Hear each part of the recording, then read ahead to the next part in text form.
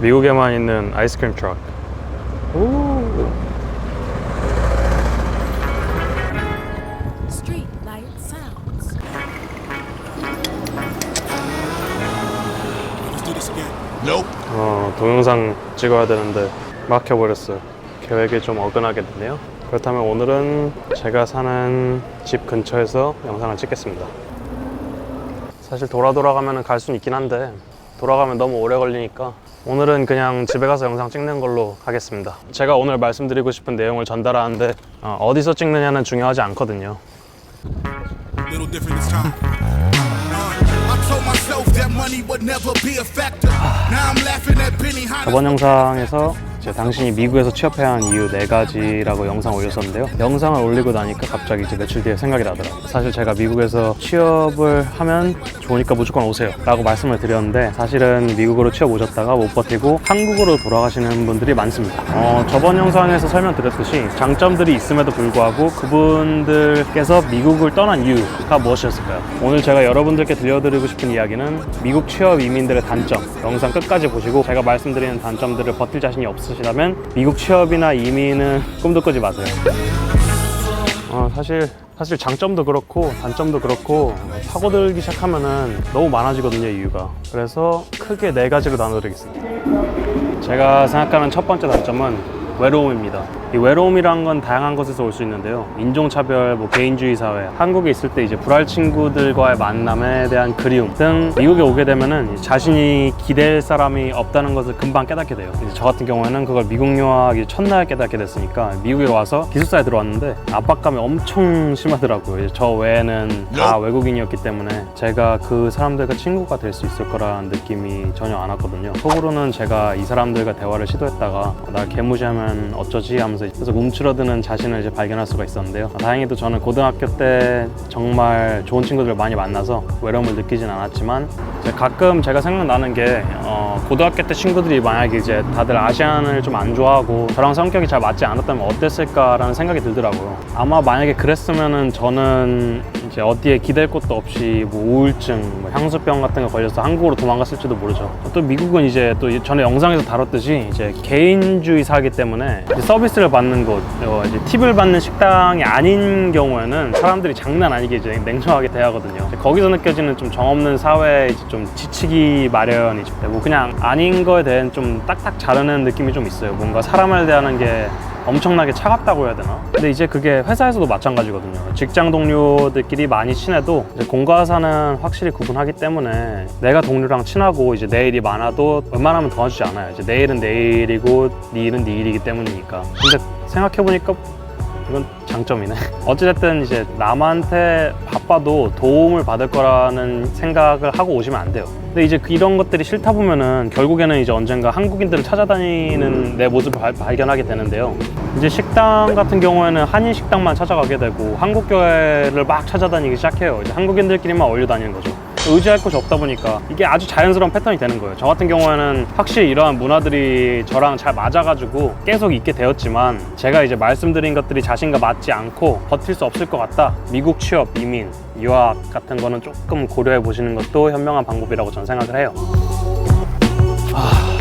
두 번째는 대중교통, 자동차 그리고 이제 치안인데요. 사실 미국은 대도시에 사는 게 아니라면은 무조건 자동차가 있어야 돼요. 지금은 자동차가 제가 있는데 유학생활 이제 막 시작했을 당시에는 제가 무슨 돈으로 자동차 샀겠습니까? 그러니까 대학생활 첫 1년을 자동차 없이 생활을 했는데 진짜 제가 있던 학교가 지방에 있었던 동네 마트 가려고만 해도 차 안 타고 걸어서 가면은 30분이 넘게 걸렸는데 학교 셔틀버스를 놓치는 날에는 1시간 넘게 기다려야 됐으면서 이제 그마저도 이제 방학 중에는 버스를 운영하지 않을 때가 있었거든요. 그래서 방학 때는 자전거를 타고 마트를 다녔던 기억이 나네요. 아무튼 제가 왜 치안 얘기를 하냐면은 미국 같은 경우에는 버스 정류장이나 지하철역도 이제 위험이 도사리고 있거든요. 이야기를 하자면 끝이 없는데 예를 하나 들리면은 버스를 기다리고 있는데 딱 봐도 수상한 사람이 저한테 와가지고 Hey man, you want some ice? 이러는 거예요. 그래서 얼음 필요하냐고 물어보더라고요. 이 새끼 뭔 거야 했는데 나중에 알고 보니까 마약의 일종이 이제 코케인 이제 원하냐고 물어본 거더라고요. 이제 사실 고등학생들도 맘만 먹으면은 저런 것들을 구할 수 있는 데가 미국이에요.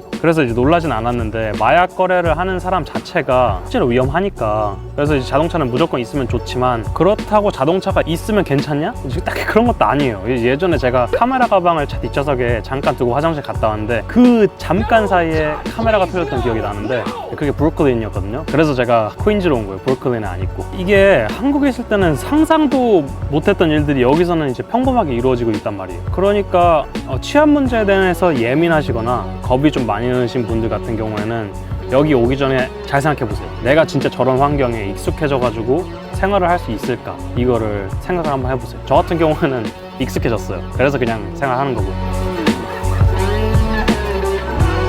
세 번째는 내가 어떤 사람이냐에 따라서 돈 모으기가 쉽기도 하면서 어렵기도 하다는 점인데요. 미국은 인건비가 이제 졸라 비싼 나라예요. 인건비가 비싼 나라 들어보면은 뭐지? 장점 아니야? 이러면 돈 많이 받는다는 거 아니야? 라고 생각을 하실 수 있는데 이게 조금만 잘 생각해보면은 인건비가 비싸기 때문에 어디든 사람 관련된 일은 가격이 졸라 비싸다고 생각을 하시면 돼요. 식재료는 한국보다 훨씬 싼데 외식비가 개 비싼 이유가 여기 있는 거예요. 참고로 이제 외식비가 비싸서 저 같은 경우에는 일주일에 한 번만 밥을 사 먹거든요. 사진 찍는 것도 비싸고 외식하는 것도 비싸고 어딜 가도 내야 하는 이제 그놈의 팁 같은 것도 많이 받아가니까. 그리고 외식 이야기 하니까 생각난 건데 미국 같은 경우에 이제 메뉴판에 적혀있는 그 가격이 절대로 아니에요. 예를 들면 이 $10라고 써있다고 칩시다. 이제 그러면은 거기에 세금 그리고 팁을 포함을 해야 돼요. 그렇게 되면은 결국에는 $13에서 $15를 내게 되는 저를 발견할 수 있죠. 한국이었으면 5,000원이라고 써있으면은 5,000원이어야 될 거 아니에요. 근데 여긴 아니에요. 이제 뭐 이런 거 이거 말고도 여러 가지 사람을 쓰는 거라면은 돈이 결국에는 엄청 많이 깨져요. 그렇기 때문에 아무튼 이제 저는 이 점은 한국이 더 좋은 것 같더라고요. 근데 이제 나는 조금 돈을 더 내더라도 확실한 서비스를 원한다. 이런 사람들한테는 사실 나쁘진 않죠. 저 같은 경우에는 태생이 싼 걸 좋아하는 놈이라서 서비스는 필요 없고 밥만 주면 됩니다. 그러다 보니까 제가 이 부분을 조금 안 좋아해요. 그리고 마지막 네 번째는 언어입니다. 이제 이런 말씀드리기 조금 무례해 보일 수도 있는데요. 영어가 안 되면은 그냥 오지 마세요.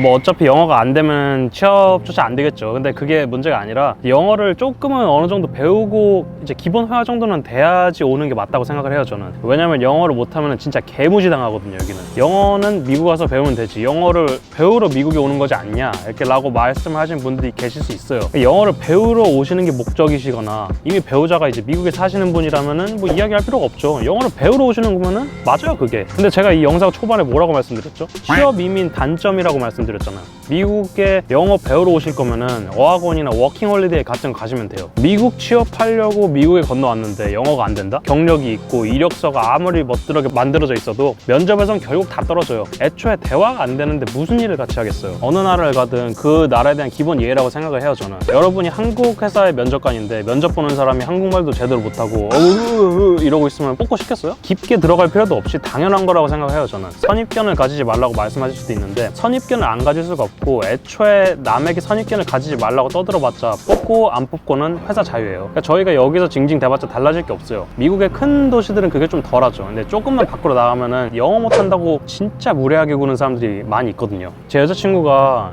애슐리죠. 애슐리가 펜실베니아에 있는 삼촌 푸드코트에서 잠깐 알바를 했었거든요. 근데 나이든 백인 아줌마 손님이 애슐리 삼촌한테 영어로 말하다가 이제 삼촌분이 영어를 잘 못하셔가지고 애슐리한테 영어로 좀 해달라고 중국말을 좀 했거든요. 그랬더니 갑자기 Speak English 이러는 거예요. 그러니까 진짜 거기서 애슐리가 개빡쳐가지고 영어로 이제 뭐라고 한마디 했죠. 아무튼 이제 그런 일이 있었어요. 그러니까 여기 올 거면은 기본적인 회화는 할 수 있게 배우고 오세요. 만약에 기본적인 회화도 못하는 상태인데 취업이 됐다 그러면은 아니 뭐 오고 안 오고는 자유지만 고생 많이 하실 거예요. 자, 오늘은 이렇게 여러분이 이제 미국 취업을 하고 싶다면 오시기 전에 알아야 될 단점들에 대해서 알아봤는데요. 저는 사실 미국 오기 전까지 저런 것들에 대해서 아무것도 모르는 상태로 왔거든요. 근데 그 상태로 왔다가 너무 마음에 들어가지고 여기 남게 된 케이스라서 운이 좋다고 볼 수 있죠. 근데 그거 아세요?